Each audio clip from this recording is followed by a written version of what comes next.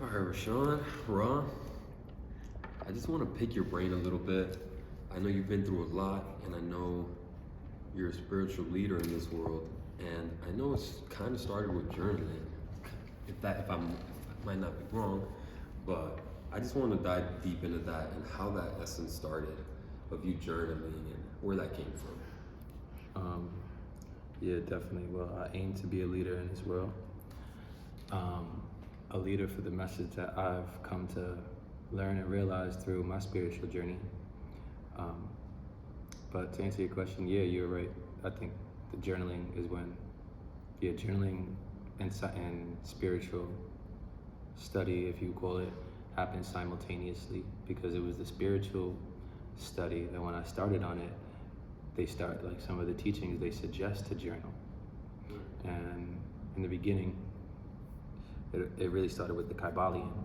Like that book just blew the socks off. Like it blew my head like wide into a whole nother place, because it made me like aware that there were some real important teachings that you could learn that were could just sidestep all the bullshit, because up until that point in my life, I was just going hard. It was like 27. I was just going hard in my 20s trying to win. I was trying to learn how to win, and I was willing to learn whatever I had to learn. I was willing to do what I had to do.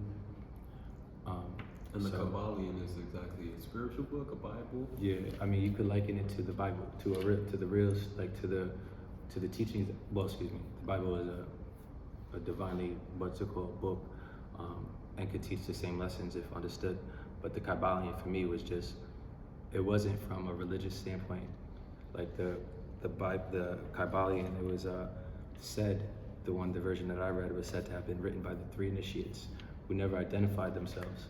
So it was like there was no person or group that was like trying to paint a specific, Right. So in that sense of the word, like it wasn't religion, because it wasn't like, it was just, this is truth, and it blew the what's it called off. So anyways, like that book, after I read that book, it was like, oh shit.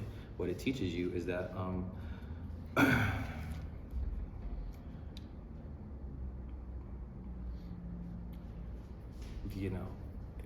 what it teaches you is that all of it is just a big mind game, and the most grandiose lesson that you can learn is to how to manipulate your thought processes so that you could control your mind, so that if what they say is true, if your mind creates your reality, then you could create your reality by controlling your mind. And there really is a science, or like a workout, it's just literally the same process like working out. There's a regimen to it. So anyways, the spirituality is what started with, after reading the Kybalion, I was like spiritually like inspired. And then after that, I had read this book called The Master Key System. And before that, I had read Think and Grow Rich, a lot of the, books that teach that that your thoughts become reality. But the Master Key System was like, that was like the teacher's teacher. That was like underground, no holds barred, like really how to make the Think and Grow Rich, which really is a watered down version of a book called The Laws of Success, which originally were 16 laws that Napoleon Hill wrote that he had learned on his journey. But when he originally wrote the first version of the book, Think and Grow Rich, people stopped him and didn't allow for him to publish it, because they said, this is all of the information. Like this is too much. You can't tell the world the real truth, because then we're not gonna have an advantage. So he said, okay. He went back to the drawing board and took like 4 or 5 laws off of it, and then came up with Think and Grow Rich. So anyways, like the Master Key System is even a notch above that. And what it challenged me to do was to start writing goals, writing down my thoughts. Like the reading of the book, the workbook was like journaling. So that's kind of like when it started. And then it just,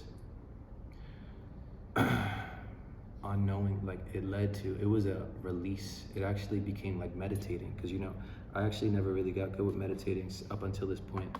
But like, people say meditating changed my life. Stop it, Dolly, stop it. Right.